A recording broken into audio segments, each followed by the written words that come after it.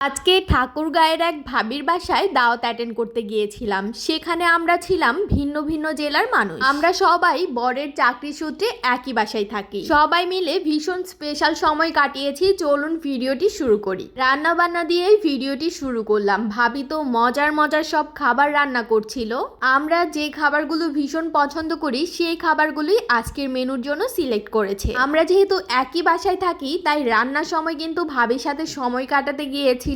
এবার যে যার বাসায় এসে রেডি হয়ে নিলাম। দেখুন তো ড্রেসটা দেখে কোন অংশে মনে হচ্ছে কিনা এই ড্রেসটার প্রাইস একদমই কম। এই ড্রেসটা দেখে তো কেউ বিশ্বাসই করেনি এই ড্রেসটার প্রাইস এতটা কম। এরকম রিজনেবল প্রাইসে আরামদায়ক কাপড়ের মধ্যে যদি ড্রেস নিতে চান তবে অবশ্যই আভা পেজটি ফলো করবেন। আমি রেডি হয়ে নিয়েছি। এবার একে একে সব ভাবিরা কিন্তু আমার বাসায় আসছে। দেন আমরা সবাই মিলে একসাথে যাব 4th ফ্লোরে। কারণ আজকে কিন্তু ঠাকুরগাঁয়ের ভাবি ঠাকুরগাঁয়ে দাওয়াত দেয়নি, আজকে আমাদের বাসায় 4th ফ্লোরেই দাওয়াত ছিল আমাদের। এই তো আমরা সবাই মিলে কিন্তু চলে এসেছি ভাবির বাসায়।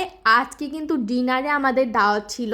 এই যে আমাদের বরিশাইলা মনু, আমরা আসলে এক একজন এক এক জেলার মানুষ। এই যে আমাদের দিনাজপুরের সুন্দরী ভাবি, আর ও হচ্ছে জামালপুর জেলার। আমরা দুইজন কিন্তু সেম জেলার মানুষ। আমরা সবাই এই বাসায় এত মজা করে থাকি, এত আড্ডা দেই, এত মিলেমিশে থাকি, আমাদের কখনো ফিলই হয় না যে আমরা ভিন্ন জেলা থেকে এত দূরে দূরে থেকে একসাথে থাকি, এখন আবার কখনো চলে যাব এক একজন এক এক জায়গায়। এগুলো আসলে আমরা ভাবতেও পারি না, আমাদের বন্ডিংটা এমন হয়ে গেছে। আর এই যে আমি কিন্তু চোর ধরছি, ও যত জায়গায় দাওয়াতে যায় বেরেস্তা চুরি করে খায়। এই যে কিউট কিউট বেবি দেখতে পাচ্ছেন, ওরা হচ্ছে ফায়াজের ফ্রেন্ড। এই বাসায় আসলে কোনো কিছুরই কমতি নাই। ফায়াজের মায়ের ফ্রেন্ডও আছে, ফায়াজের ফ্রেন্ডও আছে, তাই আমরা দুজন কিন্তু বৃন্দাস চলি এই বাসায়। দেন সবাই মিলে একসাথে খাওয়ার জন্য আমরা মাটিতে চাটিতে বসে গেছি। আমি কিন্তু আমার বাসাতেও মাটিতে খাই। এই তো সবাই এখন মজাদার খাবারগুলো ট্রাই করছিলাম আমরা। আমার প্লেটটা সুন্দর করে ভাবি সাজাই দিছে, কারণ ভাবি জানে যে আমি ভিডিও করি। দেন আমরা সবাই মিলে কিন্তু খাবারগুলো বেশ মজা করে উপভোগ করছিলাম। আর আজকের মেনুটা আমি আবারও বলছি আমাদের পছন্দের কথা চিন্তা করেই সিলেক্ট করা হয়েছে। ভাবি জানে যে আমি চিংড়ি অনেক বেশি পছন্দ করি, রোস্টও অনেক পছন্দ করি। আর এইসব পছন্দের খাবারগুলো সবার পছন্দের সাথে কেমন যেন মিলে যায়। আসলে মনের মিল না থাকলে কি, স্বভাবের মিল না থাকলে কি ফ্রেন্ড হয়, ব্যাপারটা হচ্ছে এরকমই।